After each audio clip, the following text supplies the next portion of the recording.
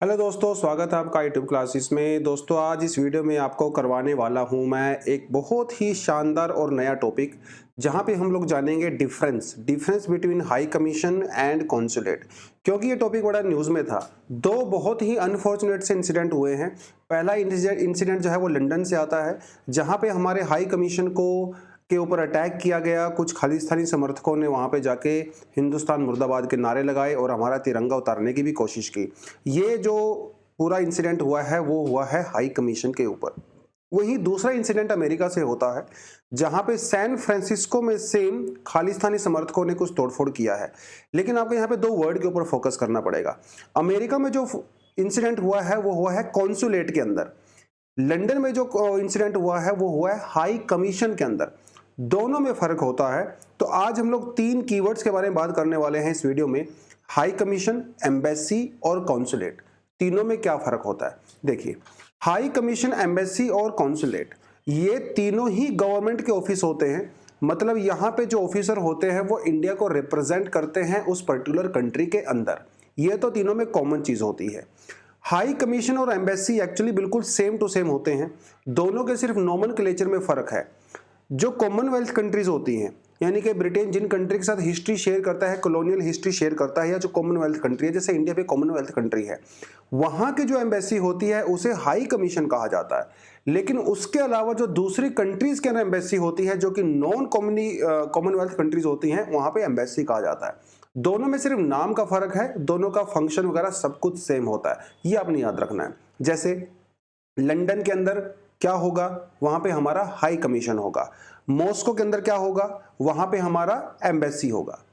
Usually एक चीज आप देखेंगे, जो हाई कमीशन और एम्बेसीज होते हैं वो उस पर्टिकुलर कंट्री की most of the time capital में होते हैं।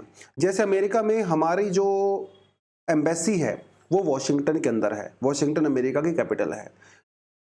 अगर आप रशिया में जाएंगे तो वहां पे जो हमारी एम्बेसी है वो मॉस्को के अंदर है, क्योंकि वो उसकी कैपिटल है। राइट। इनको जो हेड करते हैं, हाई कमीशन को जो हेड करते हैं, जो हाईएस्ट ऑफिसर होते हैं उसे हाई कमिश्नर बोलते हैं, और एम्बेसी को जो हेड करते हैं उसे एम्बेसडर बोलते हैं।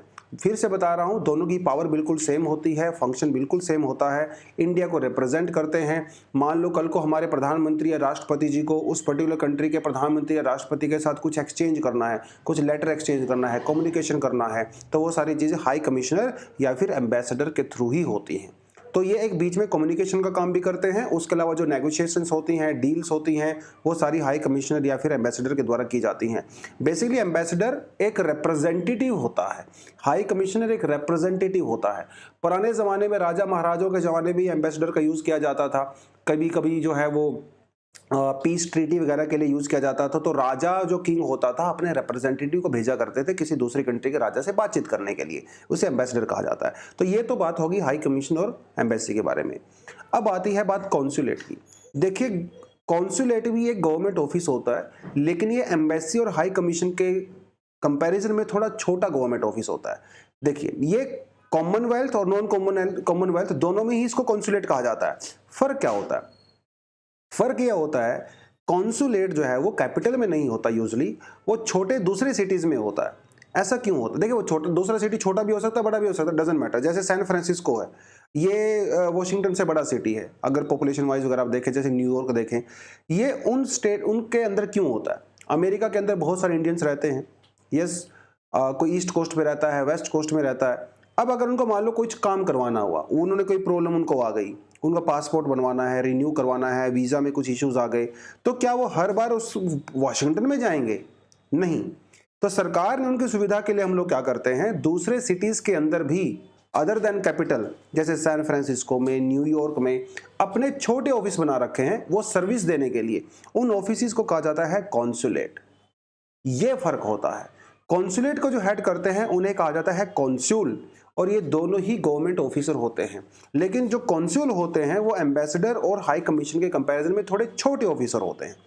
तो एक्चुअली वो एम्बेसडर और हाई कमीशन के लिए को आंसर भी करते हैं। वो उनसे टाइम टू टाइम रिपोर्ट मांगते रहते हैं कि क्या हुआ, क्या नहीं हुआ, और कितनी रिपोर्ट्स आई, कितनी आपने जो है कंप्लेंट्स हैंडल किया, वो सब चीजें वो की जाती हैं। ये फर्क होता है। एक बार लास्ट सेंटेंस में रिपीट कर रहा हूं, हाई कमीशन और एम्बेसी दोनों बिल्कुल सेम होते हैं। हाई कमीशन वहां पे कहा जाता है जो कि कॉमनवेल्थ कंट्रीज के अंदर, एम्बेसी जो है नॉन कॉमनवेल्थ कंट्रीज के अंदर होता है। हाई कमीशन और एम्बेसी दोनों मोस्टली कैपिटल सिटी में होती हैं, लेकिन जो कॉन्सुलेट है वो दूसरी सिटीज़ में भी होता है सर्विसेज वगैरह देने के लिए। और वीज़ा पासपोर्ट वगैरह ये सर्विस हाई कमीशन के द्वारा भी दी जाती हैं, एम्बेसी के द्वारा भी दी जाती हैं, लेकिन हर बार आप कैपिटल में विजिट करो ये पॉसिबल नहीं हो पाता है, तो अपनी लोकल सिटी में आसपास आप सर्विसेज वो ले सकते हो। ये फ़र्क होता है। I hope you got the point. अगर आपको वीडियो अच्छी लगी हो तो वीडियो को लाइक करें, चैनल को सब्सक्राइब करें, दोस्तों के साथ शेयर करें और फ्यूचर में इसी तरह की वीडियोज़ आपके लिए लेके आते रहें। चैनल को सब्सक्राइब करें। Thank you very much. All the best. जय हिंद।